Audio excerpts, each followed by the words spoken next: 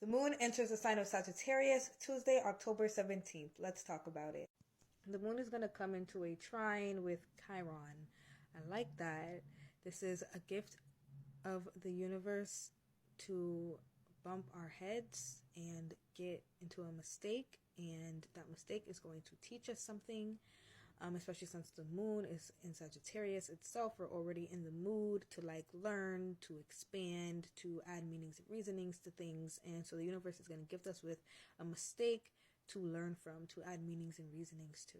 And then the moon is also going to trine the North Node, which is also great, right? So I'm just going to assume here, because I don't know, it doesn't even feel like an assumption. It feels like a correct guess.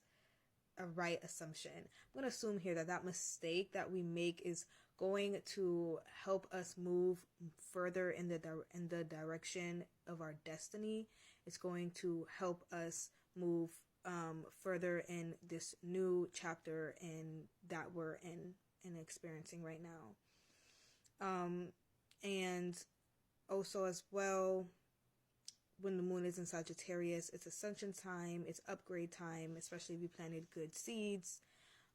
So it's just going to help us upgrade. It's going to help us ascend, and we're going to be upgrading in the direction that we are meant to be upgrading in, right? In the direction that we're meant to be going. So at the end of the day, if you end up making a mistake these next 2 days, just know that it's all good. It's in your favor. Also, just want to note that we may not necessarily make a mistake. It might be an old mistake or a past mistake that we reflect on, and it might just come up during this time, and it might just bother us, and we might abstract the meanings and reasonings from that mistake, with the moon being in Sag, and okay, what was the lesson learned? What did I learn from that? And based on that lesson, it's going to help shoot you up into your destiny.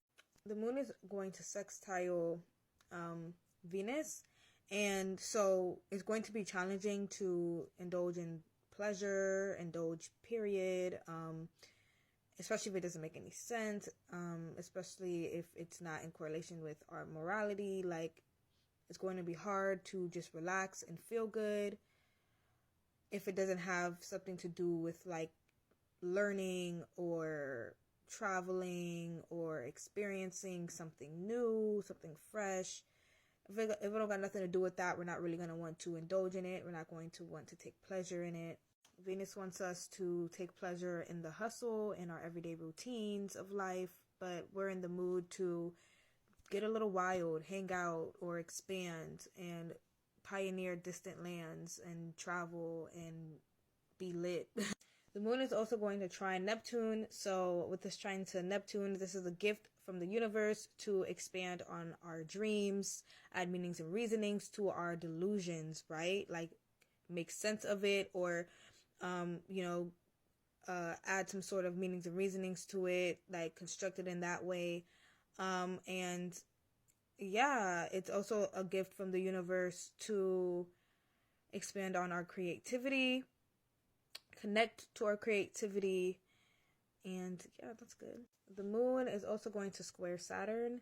So with this moon squaring at Saturn, we're going to be learning how to be grounded, learning how to be responsible, learning how to connect to the material plane. It's going to be really hard to be grounded and practical and realistic during these next 2 days, especially with the aspect that's making to Neptune, a trine aspect.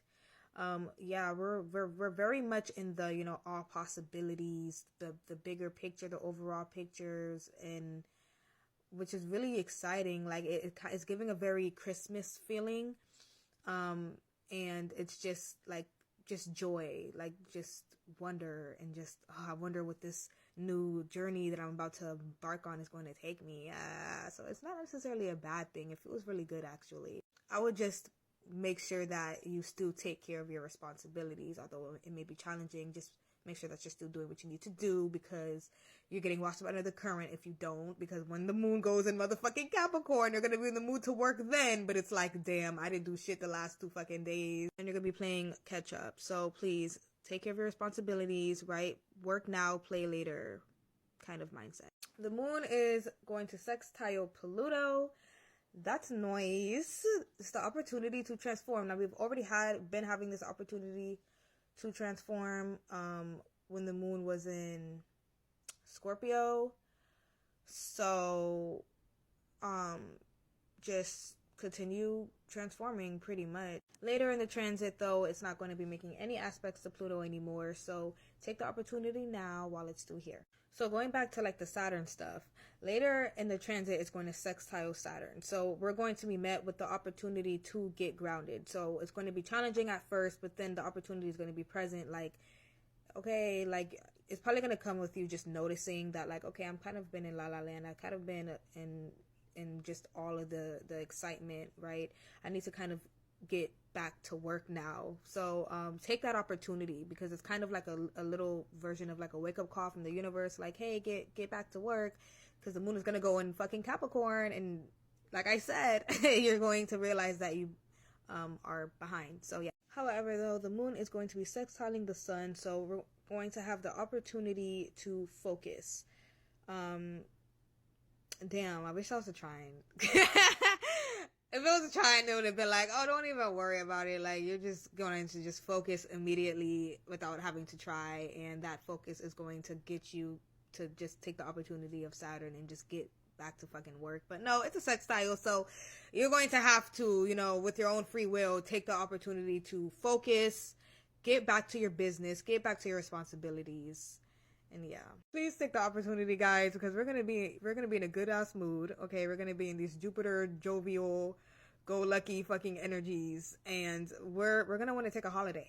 Okay, we're not gonna want to take pleasure in the hustle. We're not gonna want to, you know, focus and get to our material task. Like, but we got to. Don't get rocked to sleep with this feel good energy, bro. You got shit to do. Okay. Later in the transit, though, around, I'd say the 19th, at the end of the transit, it's going to make a square to Neptune. So this square is learning how, or it's going to be challenging to connect to La La Land, connect to the bigger picture and our dreams and stuff like that. So that happy, jovial energy is going to kind of be gone a little bit with that square at the end of the transit. I do also want to say that when it makes that aspect, that square aspect with Neptune, that it's going to be a little challenging to be hopeful and to be faithful. We're going to kind of just add meanings and reasonings to things and be like, okay, that's just what it is. Like, it is what it is. Like, that's why that happened. It is what it is. Like, there's nothing I could do, or it's probably not going to change. Like, we're not really going to have much hope. It's going to be challenging to have hope at the end of the transit. Also, later in the transit, around the 19th, the moon is going to make a trine aspect to Lilith. So that's going to be a gift from the universe of shame, of embarrassment, right? We're going to be connecting to our sense of shame.